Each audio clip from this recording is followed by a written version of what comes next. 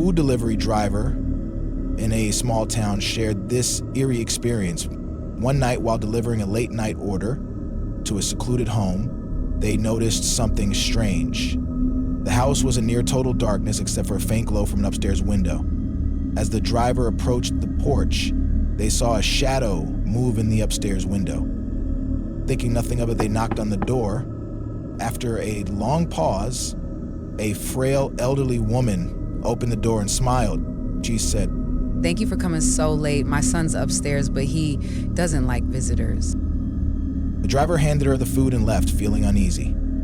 A week later, they found out through local news that the elderly woman had been living alone for years. Her son had passed away nearly a decade ago.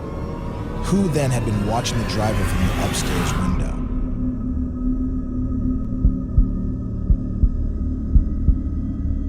A driver working for a major food delivery service got a request for delivery to a house deep in the countryside. The instructions simply read, "Please come to the back door." Already uneasy about the isolated location, they arrived to find the house in near darkness. As they approached the back door, they heard faint, whispered voices. They knocked, but no one answered. Suddenly, the door creaked open slightly, but no one was there. A voice from the darkness inside said, "Come in and leave the food on the table." The driver refused to enter and left the food on the porch. As they walked back to their car, they heard heavy footsteps running toward the door. Without looking back, the driver jumped into their car and sped off. Later, they reported the incident to the service. They were told that other drivers had also complained about the same address, but no one could confirm who actually lived there.